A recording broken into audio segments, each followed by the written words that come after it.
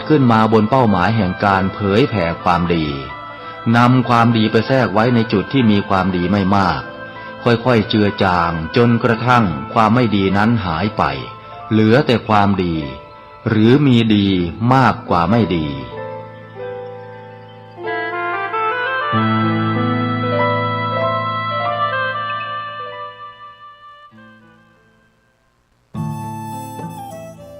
ท่านกำลังติดตามรับฟังสถานีวิทยุกระจายเสียงพระพุทธศาสนาแห่งชาติและสังคมคลื่นเพื่อการศึกษาพระพุทธศาสนาและวัฒนธรรมระบบ FM 104.5 เมกะเฮิรตซ์รายการต่อไปเป็นรายการมรดกธรรมกำเมืองดำเนินรายการโดยพระครูวิสิทธิ์ศรีลาภรณ์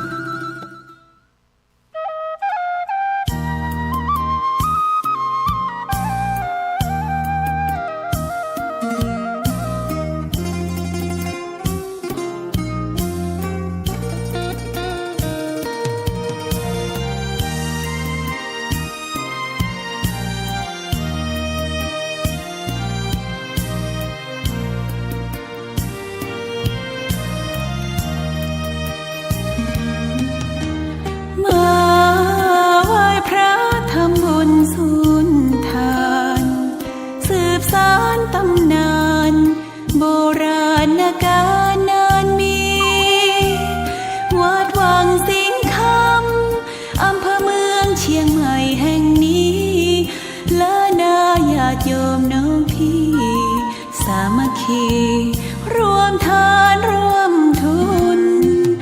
วัดวังสิงห์คำรู้กันทั่วคอนพระครูวิสิทธิ์ศรีลาภรณ์เทศสอนให้พรเกื้อกูลเจ้าคณะตำบลป่าแดดหน่อเนื้อนาบุญเจริญพรญาติโยมคุณร่วมบุญร่วมแรงศรัทธาพระเจ้าทันใจคู่วัดวังสิงห์คำบารมีเลิศล้ำญาติโยมเลื่อมใสบูชาครูบาเจ้าศรีวิชัยให้พรมวลมิตรสิทธาพระประจำวันเกิดเสริมดวงชะตาให้อาหารปลาหน้าวัดสุขใจเชิญร่วมบุญสงน้ำพระธาตุน้อมใจอภิวาทขอบุญสุขใจสุขกายไหว้พระขอพรองค์พระเจ้าทันใจหลวงพ่อประเสริฐเจริญพรอวยชัยให้ท่านสุขใจทั่วกัน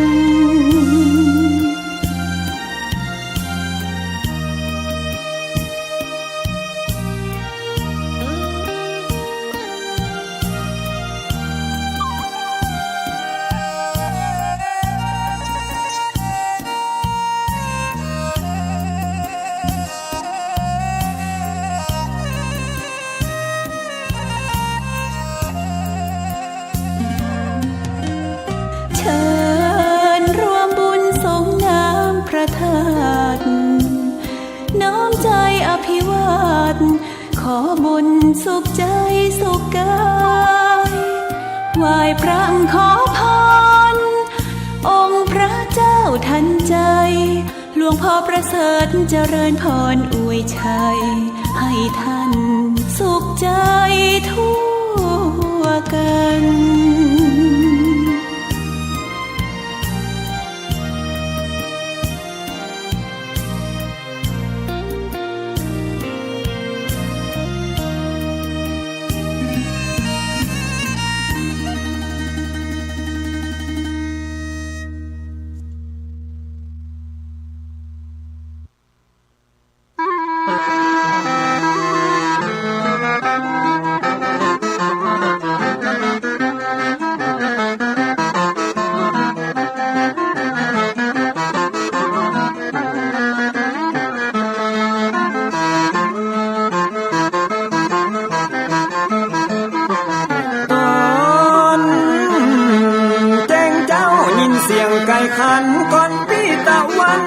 ขึ้นขอบฟ้า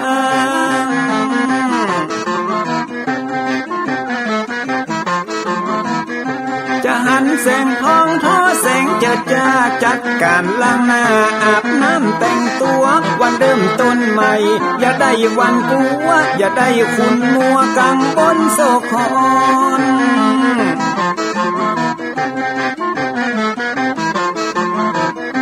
อย่าเอาน้ำขุ่นมาขัง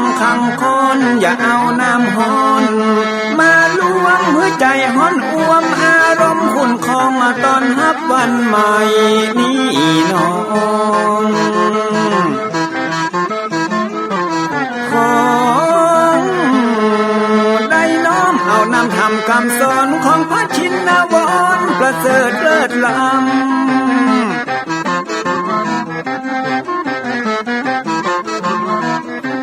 จุงจิตใจฮือออกจากธรรมบ่ฮือด่างดำโศกเศร้ามัวมองแสงแห่งธรรมะนั้นเป็นแสงทองส่องใจเรียวร้องตึงวันคำเจ้า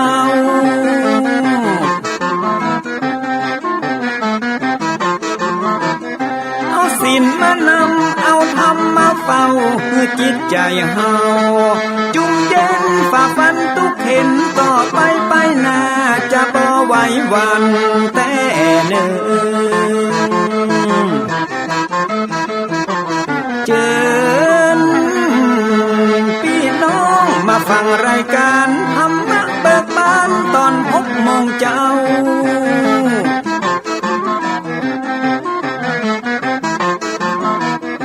ฟังธรรมปื้นเมืองอันเป็นแบบเบาท่านพระครูวิสิทธิ์ศิลาภรณ์ตั้งใจเจ้าคณะตำบลป่าแดดนอนในเจ้าอาวาสวัดวังสิ่งคำตนนี้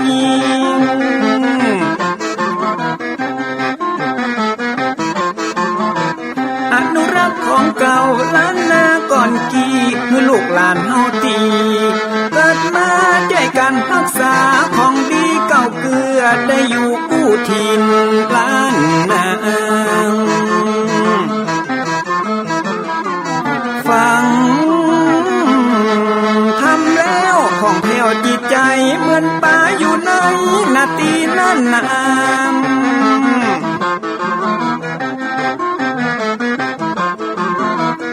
เหมือนไม้สลีอันมีไม้กำเหมือนเสืออยู่ธรรมดงดอยคุณเขาสุขของมนุษย์ยิ่งใจหมู่เฮาสุขที่ได้เอาธรรมะห่มตุ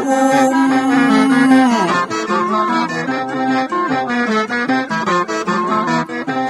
ใจคนใดมีธรรมห่อหุ้มใจคนนั้นจุมใจบ้านมันอยู่วิมานเวียงวังจันแก้วบ่มีในเต้าแล้วน้อง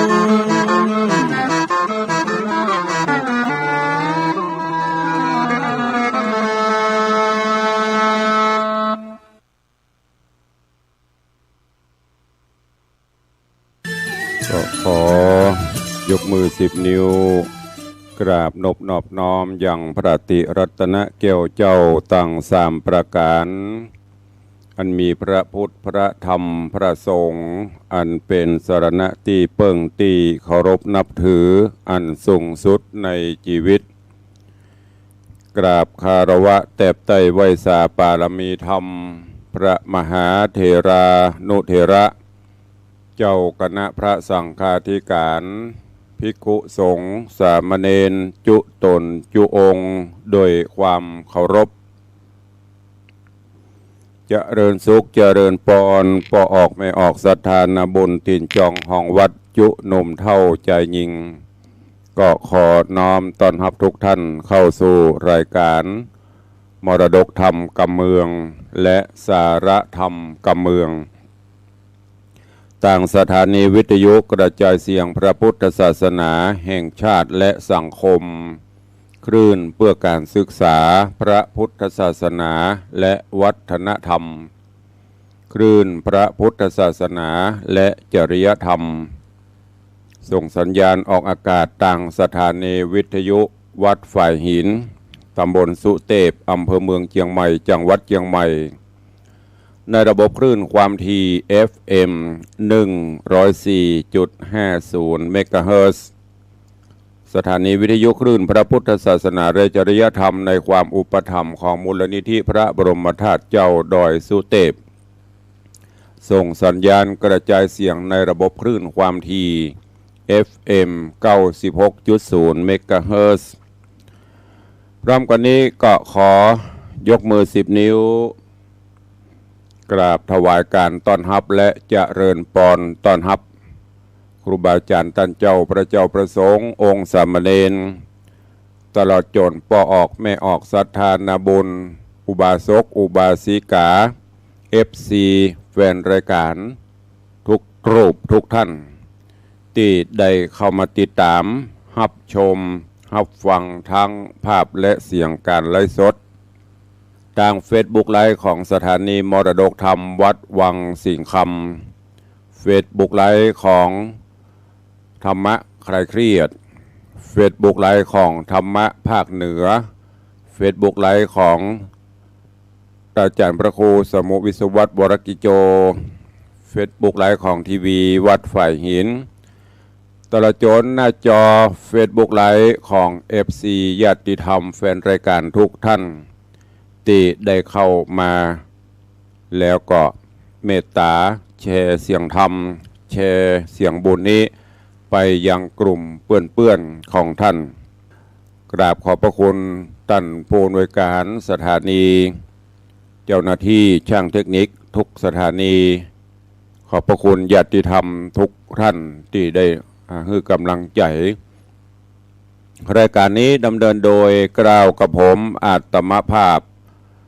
พระครูวิสิทธิ์ศรีลาภรณ์ตุลงในวังเจ้าคณะตำบลป่าแดดเจ้าอาวาสวัดวังสิงห์คำตำบลป่าแดดอำเภอเมืองเชียงใหม่จังหวัดเชียงใหม่เป็นผู้ดำเนินรายการปะกันเป็นประจำตั้งแต่เวลานี้เป็นต้นไปจะได้น้อมนำเอาเสียงธรรมะแบบปืนบ้านล้านนาภาษากำเมืองมาเทศนาฮือทุกท่านนะโม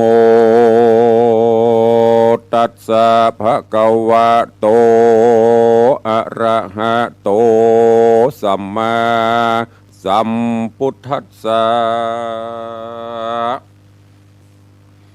สัทธโวดูราสะปุริสะตั้งหลายจุงจักฟังนิยายสืบต่อติดตามบาทขอนิยายธรรมอย่ามีใจดำกำเศร้าอันเป็นหนทางเข้าสู่อบายแดนอาสุรกายและเพศทะลงทุกขเวทเวทนาบ้านนี้จากเลวจะห้องเหตุสหายเป็ดยาโมและนางมาริกาผู้มีใจโมหะเกลียดกายามเมื่อนางกลับมาจากกาดส่วนยาโมตนผัวจริงโอกาสจะกล่าวฮือนางหูข่าวกรรมดีว่าพ่อเศรษฐีแม่เศรษฐีสองเท่าเป็นเจ้าเก่าแห่งเฮามาได้หานกู้แห่งเฮาทุกขาดลำบากโดยอันเป็นปากเป็นเสียงสัตตะสำเนียงจมสามจ้างพิษหาดจ้างพิษหาดหามเดียดปานสองเท่าขี้ค้านได้เย็นใครหันเฮาดักกินดักอยู่จึงได้มาสู่เกหา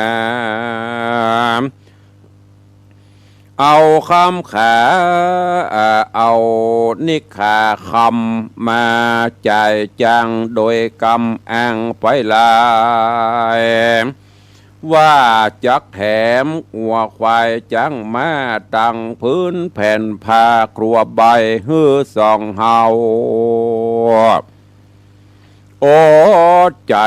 โอดปากเพราะอยู่ทุกข์ยากเพราะอยู่ทุกข์ยากกับ กันอย่าได้พิษเดือดนั้นเหมือนก่อนหือละผ่อนเบาลงจริงบ่ปงคำไว้ฮือโอดกันได้เมินนานประมาณ7 วันกันถ้าเอากันอดบ่ได้เงิน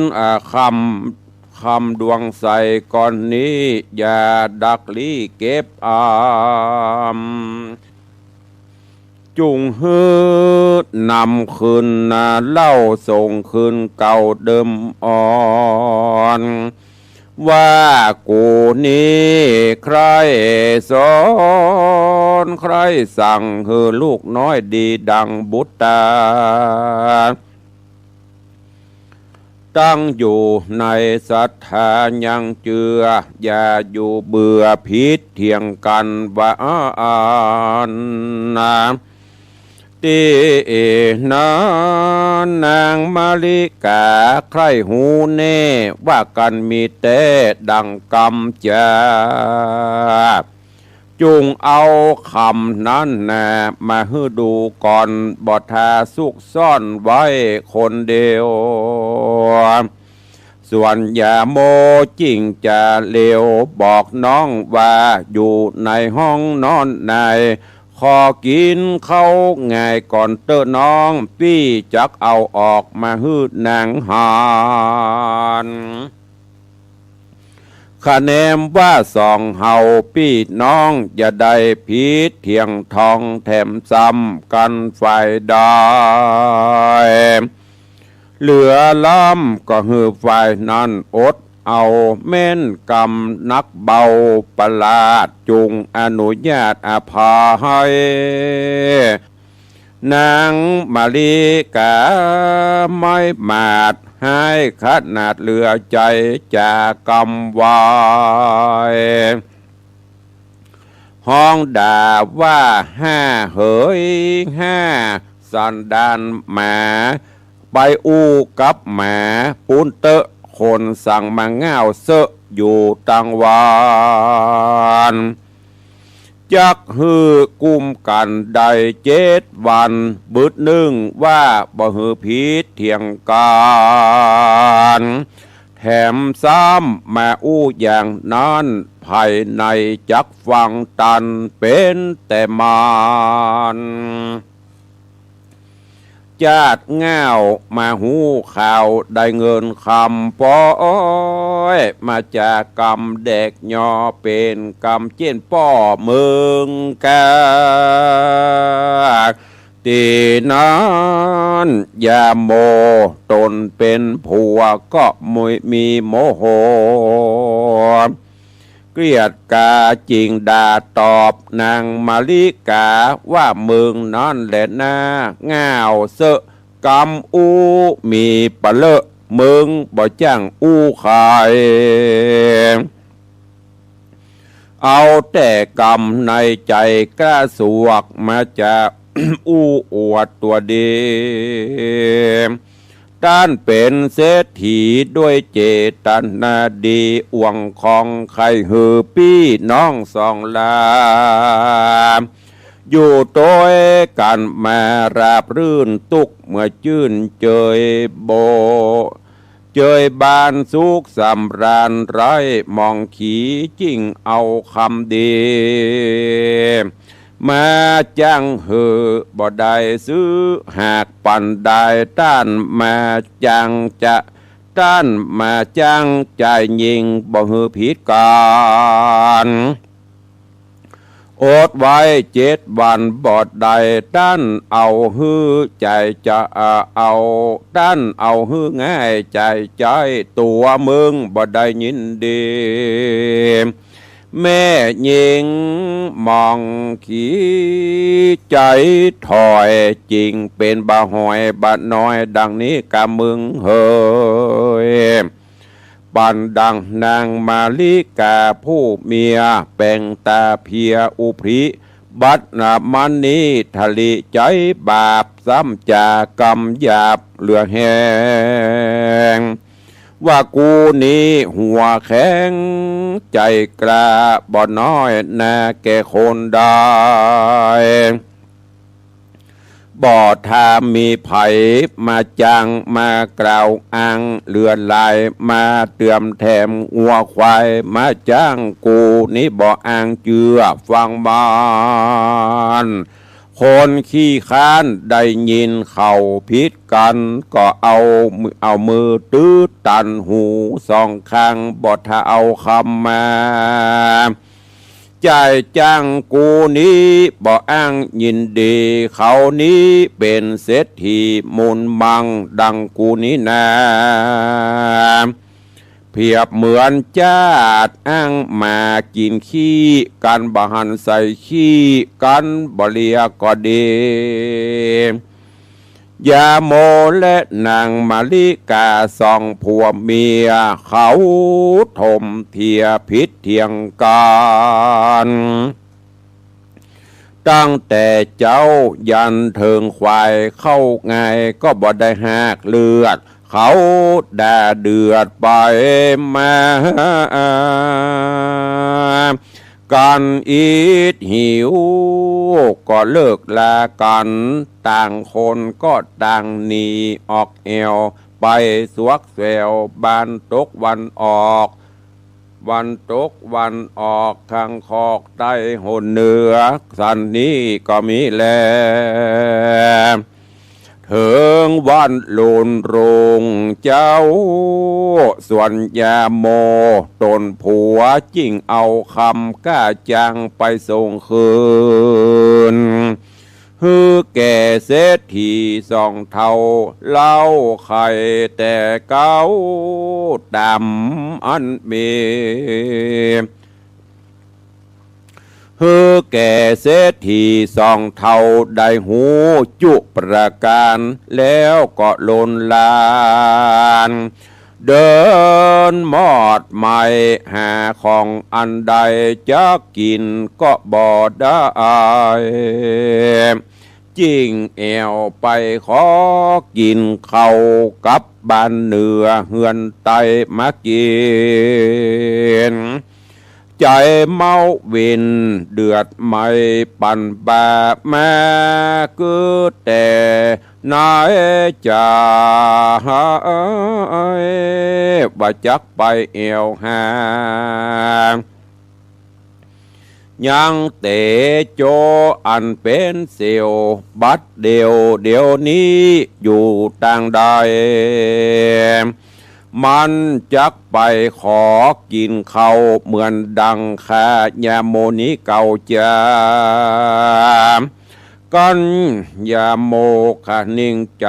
สันนี้แล้วก็ลงจากเฮือนไปนั่นสะลำก็พร่ำไปเถิงเฮือนเสียทีหันวิธีโตหนตังใบหันคุ้มใหญ่ห่อใจสามเกิดใจหาเสียวว่าบัดเดียวนี้อยู่ต่างใดเดินเลี่ยไปตั้งหน้าแล้วนั่งท่าอยู่หิมประตูตาเรียบดูคุ้มใหญ่หากบ่ใจบานเตโจสังแม้ใหญ่โตปุ่นอีเมื่อก่อนกีก็เป็นตูบมุงคาสัตตาพอไปมาที่ถอยก็หันสาวน้อยยิ่งรามมีรูปงามยิ่งลำออกมาตักน้ำหิมประตูบ้านเศรษฐียาโมจิงทำกรรมดีที่ถอยกับนางน้อยคนงามว่าดูรายิ่งงามค่าขอทามสักกรรมเตอะเจ้าแต่ก่อนสหายเก่าเสียวขาชื่อว่าหนุ่มเนาเตโจ บาดนี้ยามโม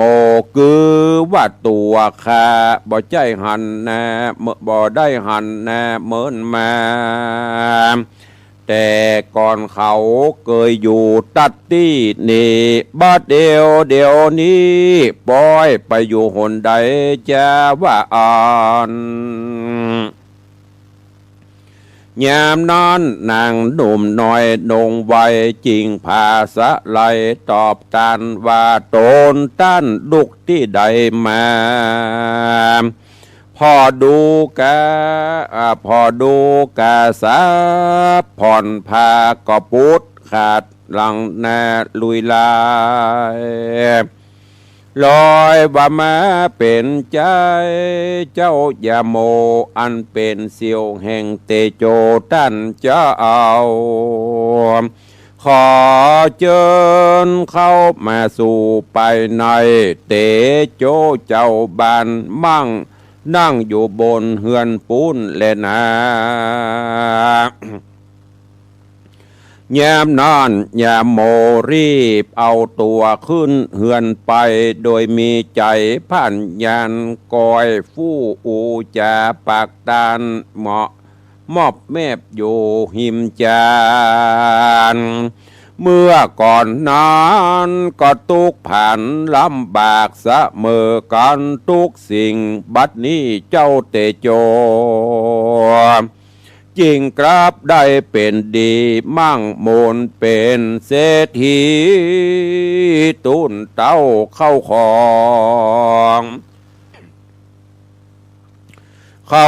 องมากเต่าเงินทองสัมปติกองกอบมวลมากนิจาตัดสมิงคะเนในคณะยามนานเตโจเศรษฐีใหม่สัตตาหันใส่ยาโมเสียวเก่าแห่งตัวนั่งมอบแมบอยู่กลางจานจิงลูกมาเป็นฟังฟ้ากำเอาแขนเสียวจือว่ายาโม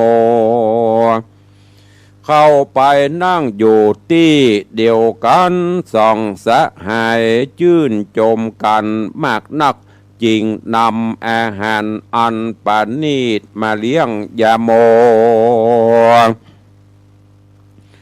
เอามาเลี้ยงยาโมเอาการหนัวมากนักยามนานเจ้าเตโจสะหายจริงกล่าวขยายความแต่เก้าอันตนใดนั่งมั่งเต้าเป็นดี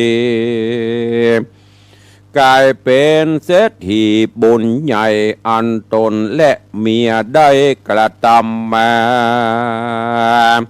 ได้ป่าจันตา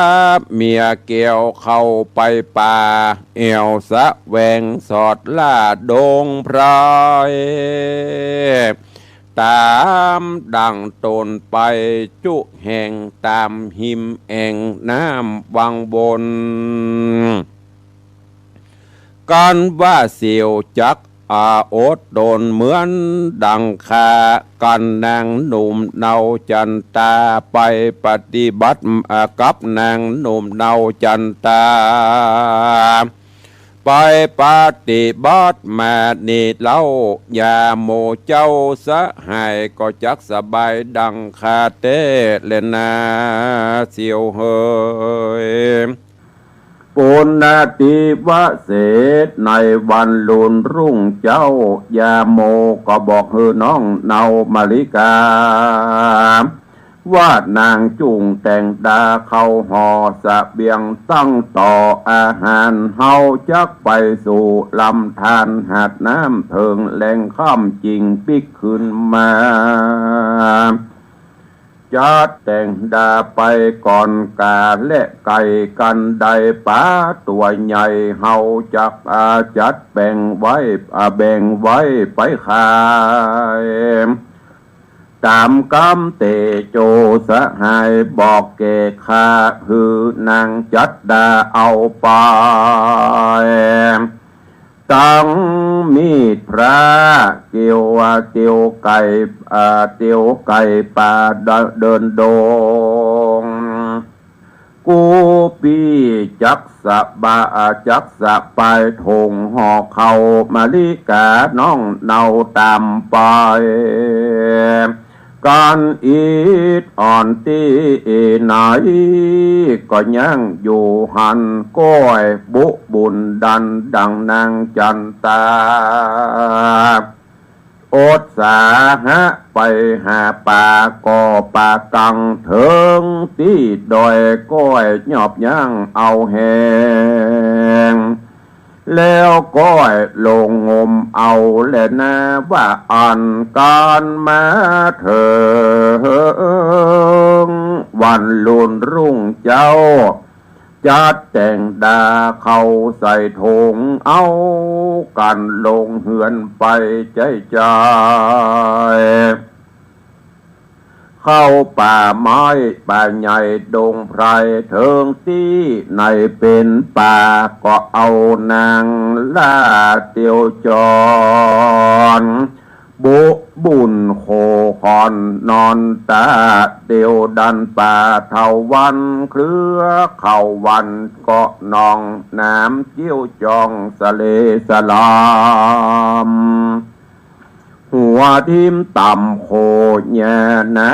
ำจ้องพาพุทธหุยหายผมสะใหญ่ยันโยองตกแตกปุงยัวปังเผื่อใครหลังลงย้อยแยมนอนนางน้อยมาลิกา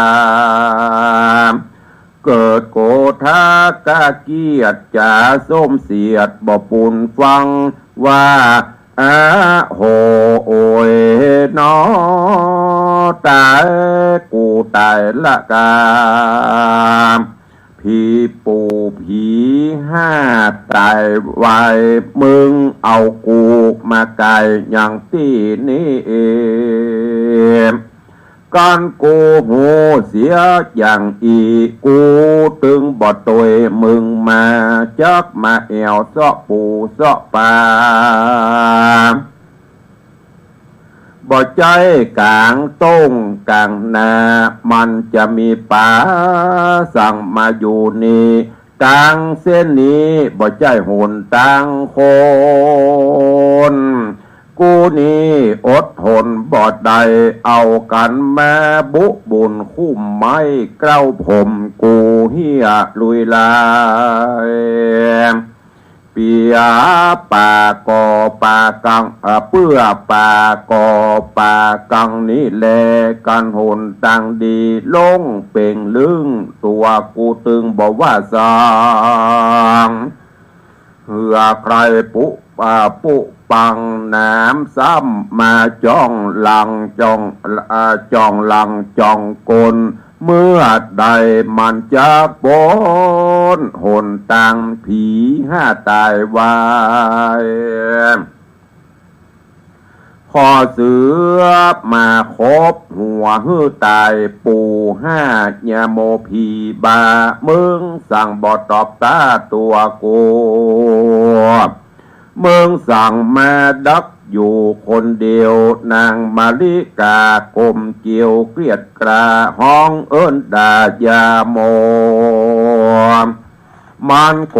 ธามักนากลางป่าก้อมคนเดียวกันปนดงเขียวป่าใหญ่ก็มาปะใส่ฝูงไก่ลวงลายตังงัวควายยางม้าแอวสอดลาเป็นหมู่เอากันอยู่กลางพรายส่วนยาโมมีใจจื้นโซจริงห้องอู้เมียมานว่าสัตว์หลายพันมวนมาฝูงนี้หากเป็นของเฮาสัตว์ฝูงนี้มัวเมาอยู่ป่า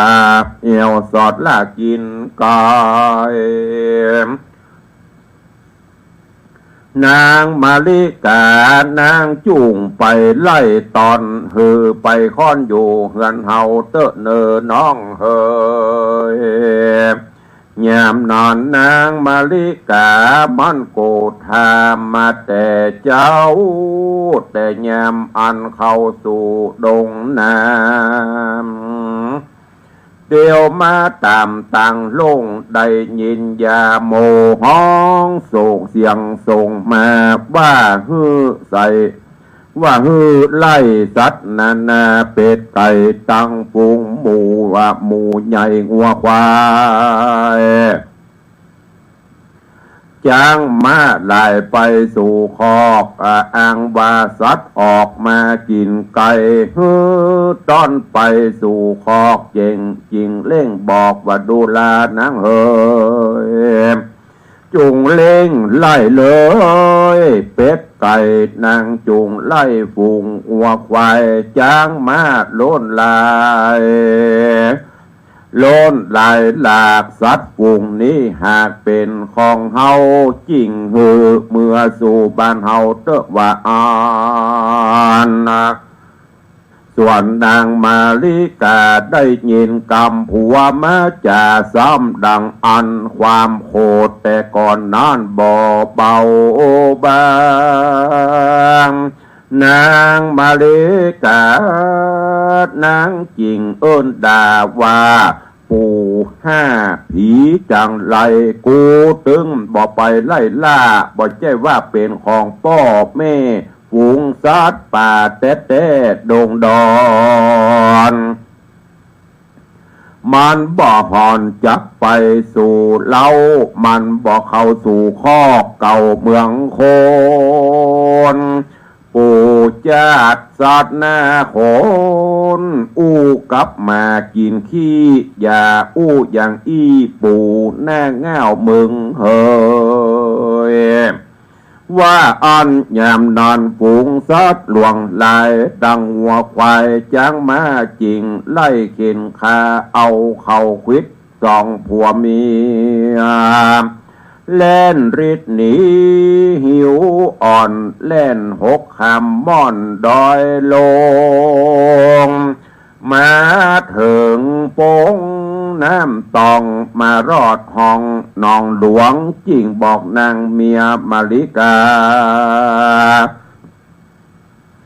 ว่าเอากันมางมแต่ป่ากังยาโมลงงมบ่ยังได้แล้วเอายื่นหื้อนางมาลิกาว่าป่าดุกอุยงาเงี้ยงหุยตัวมันตุ้ยจีกินลำไป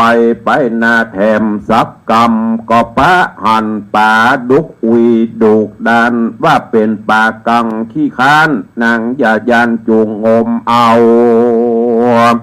ข้าใจโวยนางเราอย่าจ้าปี้จับอยู่ทาปลายบนนี้และนางน้องเฮย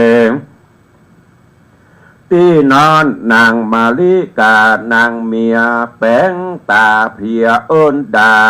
ว่ากูบ่เงาเหมือนเบิงกูบ่ซึงตึงบ้าใบกูนี้บ่ไรปัญญาป่าสัปปะว่าหมู่ป่ากูนี่นาหูจักกูอย่างกูบ่เงาดังเมืองเนอเมืองมาจูหลอกฮือเงี้ยงป่ามาปักกูหูเมืองอย่าแต่งอู้มายา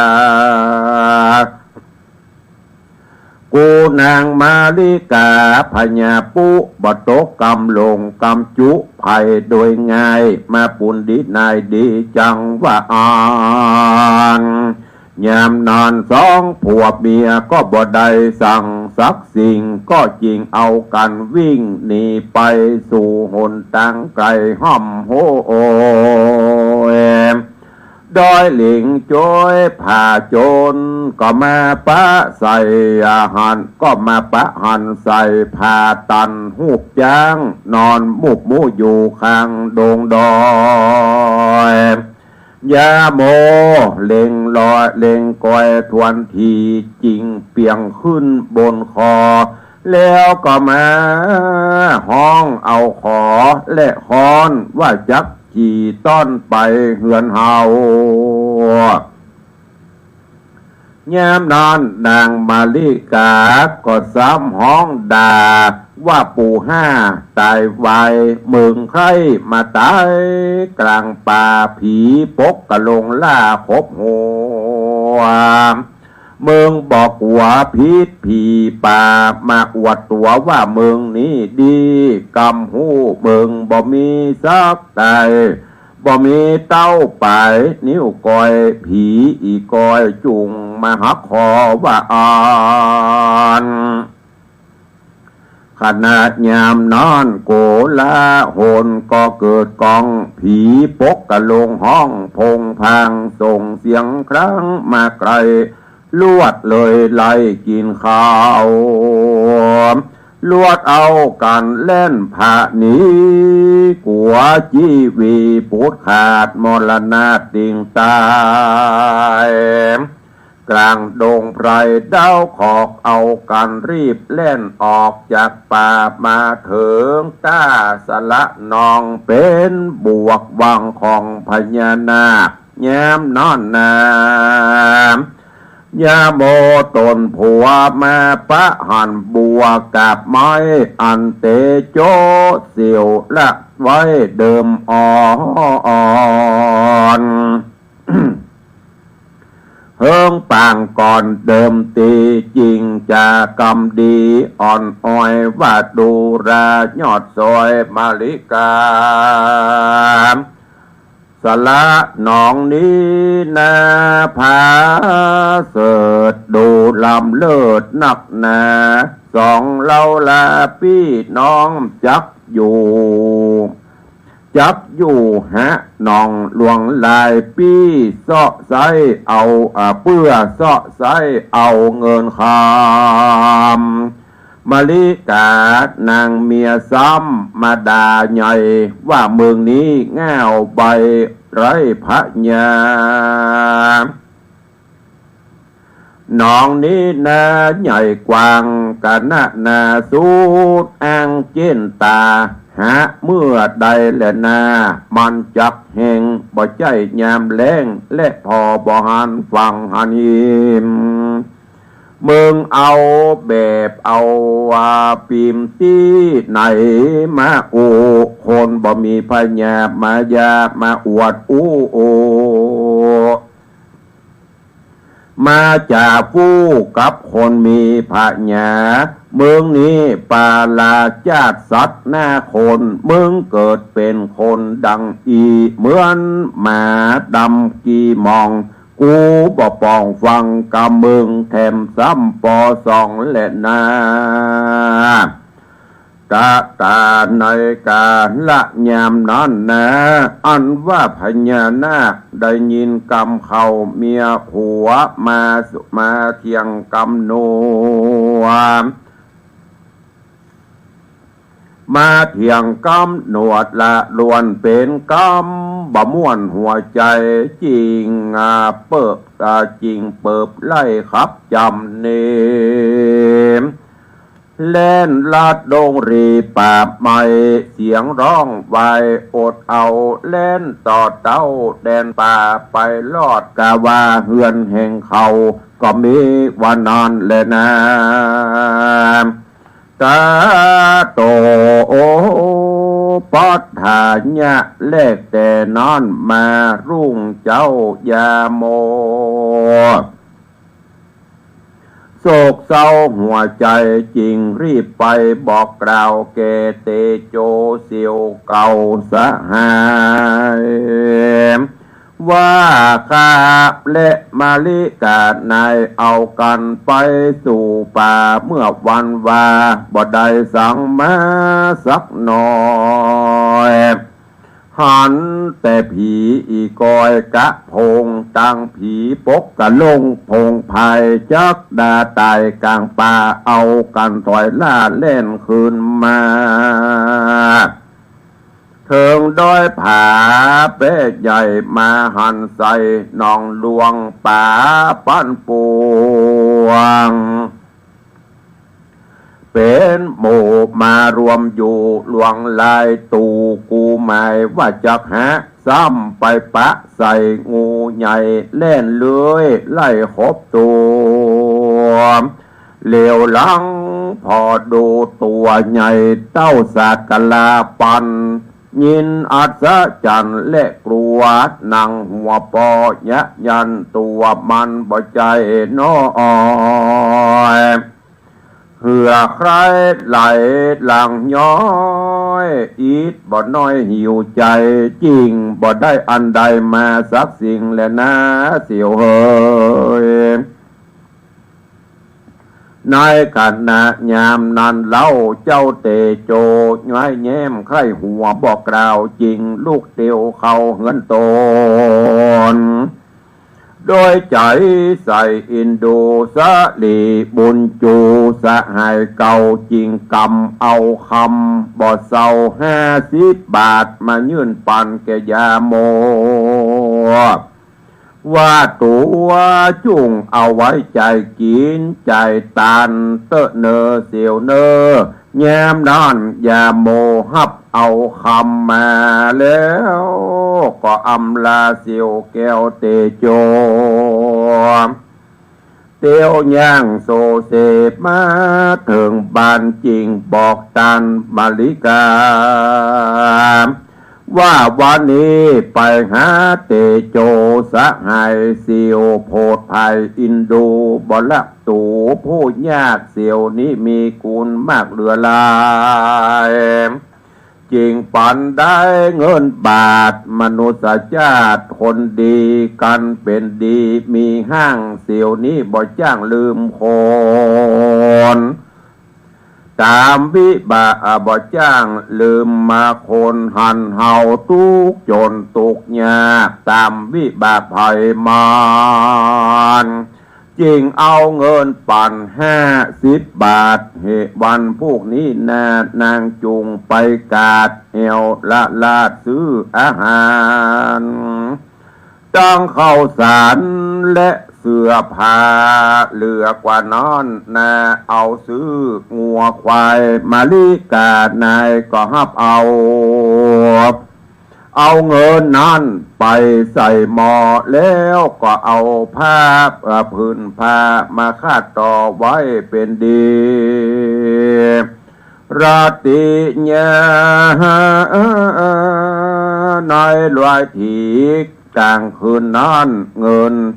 50 บาทนั้นอยู่กับเฮือนบ่ได้เป็นอันหอนหายยิ่งกว่าฟืนไฟเหตุมันบ่ฟังกำไผสักหยาดมีแต่ประมาทเล่าควันผัวดังนกกระถัวแพทย์แพ้มันได้เงินมาแต่บ่นานเมินเหตุนั้นเงินจริงอยู่กับเขาบ่ได้จริงนี่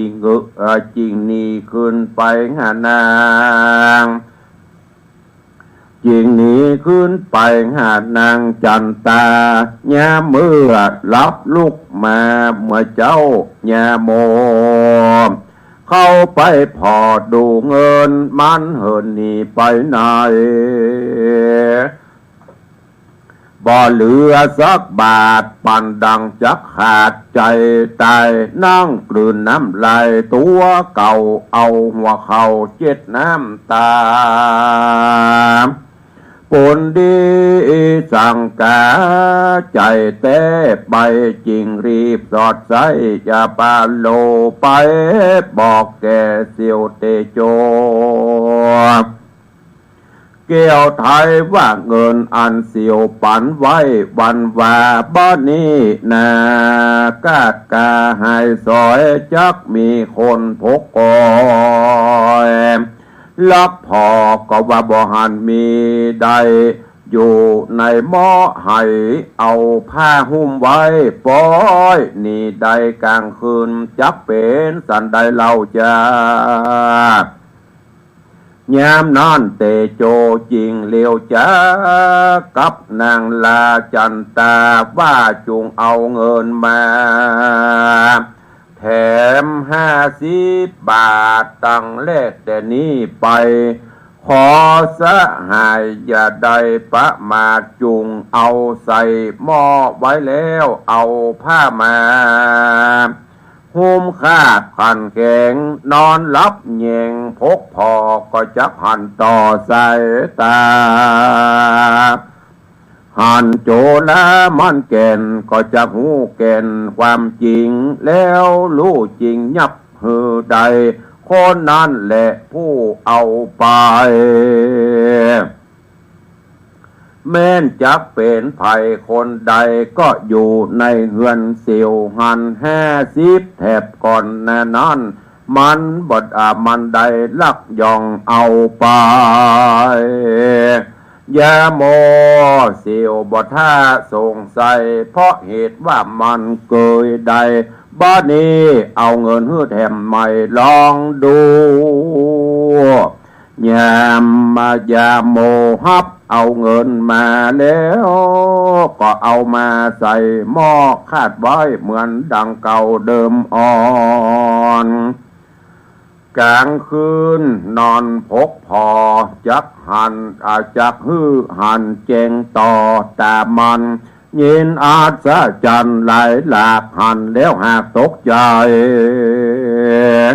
วันนี้เป็นวันใจแสงเดือนเป่งแจงเดือนเป่งแจ้งใสส่องพับตัวห้องในเฮือนพระจันทร์เดือนแจงส่องหันจุห้องพับเส้นแย่แจ้งวาดกว่าดงพรายส่วนเงินใส่50 บาทเหมือนดังมีจิตใจลงจากเฮือนไปและลดดังปลวกมดคนครัวยาโมหอนตกใจกลัวสันทะทาบว่าบาปอันใดแสงใส่ขับไล่ยังเงินบาทไตคำขาไหลลงมาสู่ลุ่มกลับคืนไปสู่คุ้มเศรษฐีเตโจจิตใจเมามัวจ้องจักออกปากห้องก็เก่งขามเหตุเป็นยามเดึกดื่นกลัวคนนอนตื่นใส่ยาจิงลุกออกมาอยู่หิมหัวบานอกสะตานไว้วันเสียงไก่คานเลยมาไก่ลงถึงแย้มคนลุกมาหนึ่งเขาแย้มนอนเตโจเจ้าเศรษฐีเจ้าเศรษฐีเก้าตื่นใส่แง่ลุกขึ้นมานั่งอยู่แง่โมจริงเข้าไปสู่เจียนจาว่าเงินคำค้าบาดไตอันที่เสียวหื้อไว้วันวาบ่ใจโจรมาลักยองบ่มีไผมาปองลักเอาเงินคำเราบ่หนีไปไหนหากไหลปิกขึ้นมาสู่บ้านเดียวเสียวนี้ข้าจริงตัวตามมาที่นี่ตลาดแจงลุ่งเลยมาการเสียวอย่างสังกาก็จุงนับเงินเสียวดูเตอก็หากจะหูหันแจงดิลีก็มีแลนาเนติตังขีญาสังวันนาวิเศษจะห้องเหตุธรรมเทศนาเตโจญาโมผูกท่วนสองตอนที่2ก็บังโกมสมเร็จเดชวันนี้ขอนำรายการจากทุกท่านไปก่อนเนาะขอบพระคุณกราบขอบพระคุณและอนุโมทนาขอบคุณกับครูบาอาจารย์ตลอดจนญาติโยมศรัทธาทุกท่านที่ได้ติดตามเป็นกำลังใจในรายการนี้มาตลอดขอบุญบารมีปกห่มทุกท่านได้อยู่ดีมีสุขปรารถนาใดก็ขอสมความมุ่งมาปรารถนาเหมือนกันจุตนจุองค์จุผู้จุผลเนอจัตตาโรธรรมาวัตันติอายุวันโนสุขังพลัง